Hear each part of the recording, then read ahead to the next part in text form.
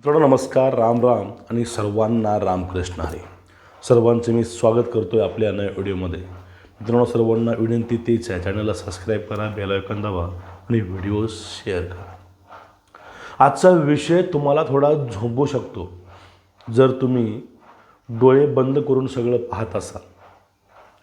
मित्रांनो, ज्या वेळेस आपल्यावरती कुत्रे भुकू लागतात ना, त्यावेळेशी आपण शांतच चालत गेलो तर त्या सर्व कुत्र्यांना वाटतं की हा आपल्याला भीत आहे. आणि त्या कुत्र्याचा अजून जो काही प्रभाव असतो वाढतो आणि ते अनेक कुत्र्यांना सोबत घेऊन तुमच्यावरती हल्ला करायचा प्रयत्न करतात. हा दोष कुत्र्याचा नाही. ते कुत्रे आहेत, त्यांना काय कळणार आहे काय आहे. त्यांचं फक्त भुकायचे काम आहे, ते भुकणारच आहेत. एकाला त्या माणसानं नाही मारलं म्हणून तिथे 2-3 कुत्रे आले, त्यांनी एक झुंड बनवली आणि तरीही तो माणूस शांत आहे म्हणून त्यानं अजून झुंड मोठी बनवली. आणि ह्या झुंडीनं एक समज करून घेतला की हे जे काही चाललेला माणूस आहे याच्यामध्ये काही दम नाही आणि हे काय आपलं वाकडं करू शकत नाही. म्हणून ते कुत्रे एकत्रित येऊन त्या माणसावरती भुंकू लागले. हे नॅचरल आहे, सर्वांनी आपल्या आपल्या गावामध्ये बघितलेलं आहे. पण जर त्या पहिल्याच कुत्र्याला एक लांबकी काठी घेऊन ज्या ढुंगणावर तर मारलं असतं तर ते कुत्रं तिकडंच क्वांग क्वांग क्वांग करत गेलं असतं आणि परत त्यानं कधी झुंडही बनवली नसती आणि त्यानं कधीच कुठल्या प्रामाणिक माणसावरती भुंकायची जरूरतसुद्धा केली नसती. होय, आज तीच अवस्था आपल्या भारतामध्ये झालेली आहे. महाराष्ट्राचं पाहायचं गेलं तर महाराष्ट्रामध्ये सो कॉल्ड सरकार कोणाचं आहे, केंद्रामध्ये कोण आहे, महाराष्ट्रामध्ये कोण आहे आणि चाललंय काय. आता एक लहानशी गोष्ट, संजय राऊत कुठल्या टोकावर जाऊन पंतप्रधान, गृहमंत्री, राज्याचे मुख्यमंत्री यांच्यावरती बोलतात. आणि अनेक महाराष्ट्रामधील, त्यामध्ये ते काँग्रेसचे प्रदेशाध्यक्ष याने तर पाठीमाग घाटच मांडला होता शिव्या घालायचा. मग ह्या सगळ्या लोकांच्या शिव्या ऐकून, ह्या लोकांनी लावलेले आरोप ऐकून हे मोदी शहा आपले मुख्यमंत्री गप्प काय आहेत. गप्प आहेत ते संवेदनशील आहेत, ते सहनशील आहेत, त्यांच्यामध्ये सहन करण्याची क्षमता आहे.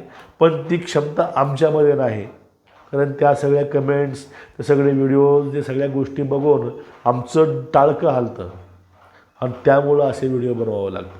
अहो, ह्या महाराष्ट्रातल्या कुत्र्याचं सोडून द्या, हे झुंडी केले, भुंकून भुंकून गप्प बसले. पण याच्यावरती एक नवीन टीम नेमली होती झुरळाची. त्या झुरळाच्या टीमनं बरोबर ॲनालिसिस केलं, म्हणजे ते ॲनालिसिस केजरीवालनं केलं आहे पूर्ण भारतामधलं. आणि बघा, प्रत्येक लोकांना रस्त्यावरती आणून ह्या लोकांनी बघितलेलं आहे. शेतकऱ्यांना आणलं, सर्वांना आणलं. मग यांनी पुढला पर्याय निवडला, तो म्हणजे विद्यार्थ्याचा.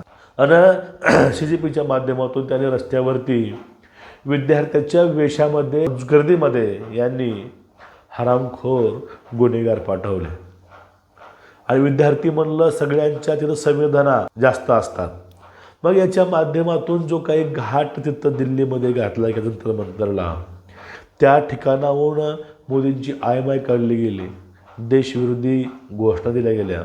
अनेक गोष्टी, ज्या गोष्टी भारताच्या हितासाठी चांगल्या नाहीत, धोक्याच्या आहेत, त्या तिथं ओपनली घडल्या, ऑन कॅमेरा घडल्या.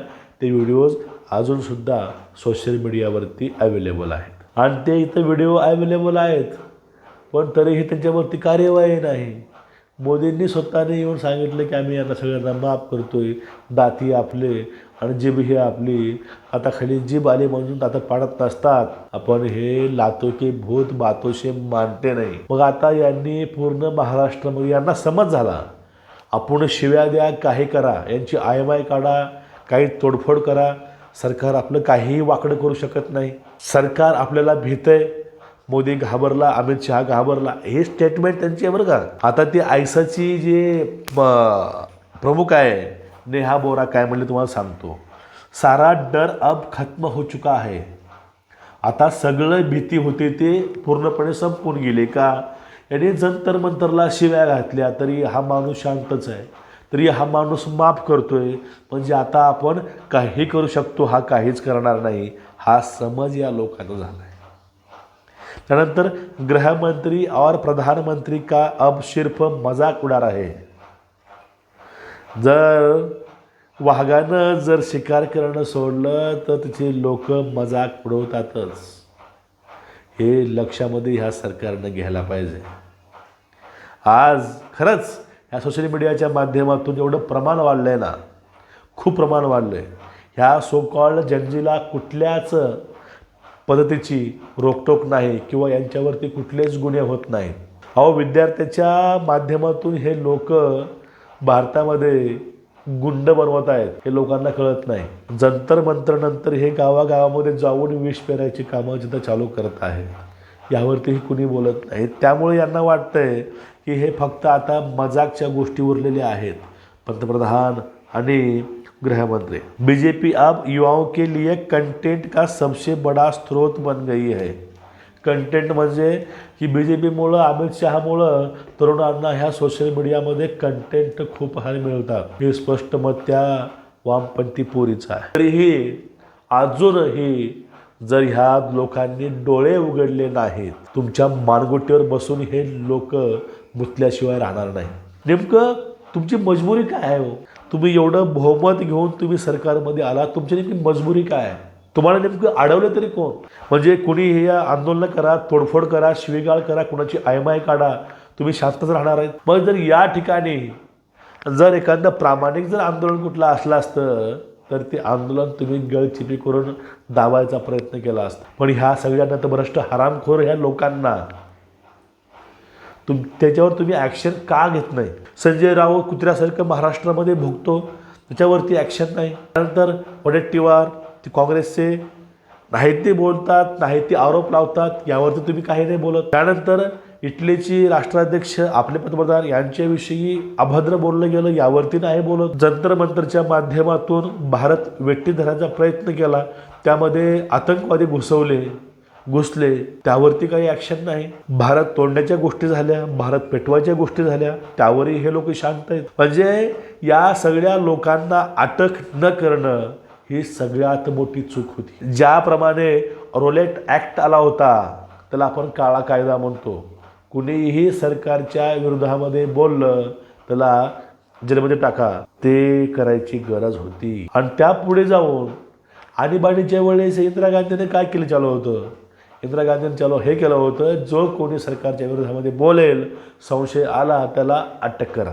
अहो, त्यावेळेस ह्या बाईनं राजनाथ सिंगनं अटक केली होती. त्यांची आई एक्सपायर झाली, त्यावेळेस त्यांना त्यांच्या आईच्या मौतीला सुद्धा यांनी बेल दिली नव्हती. ते सोडून द्या. उद्धव ठाकरे मुख्यमंत्री असताना किती चितळी असतील किंवा राहुल कुलकर्णी असतील, नारायण राणे असतील, ह्या सगळ्यांना या लोकांनी कुठल्याही कंडिशनवरती अटक केलं होतं. त्या पोरीनं एक कविता पोस्ट केली, कविता दुसऱ्याची पोस्ट हिने केली, हिला अटक केलं. एक महिला असून तिला 40 दिवस जेलमध्ये टाकलं. म्हणजे तुमच्या पुढे उदाहरणं आहे सगळे. तरीही गांडूसारखी शांत बसायची वेळ का आली? हा प्रश्न पूर्ण तुम्हाला महाराष्ट्र विचारतोय. आणि तुम्ही या सगळ्या महाराष्ट्राला काय उत्तर द्याल? आम्ही सरकार हे गांडूचं तयार नाही केलं, आम्ही वाघाचं सरकार उभं केलं होतं. तुम्ही आज सगळ्याचा खुळखुळा करून टाकलाय. पाकिस्तान पूर्ण जगामध्ये तुमचा वचक आहे, दरारा आहे, पण तोच दरारा आपल्या राष्ट्रामध्ये सुद्धा असायला पाहिजे.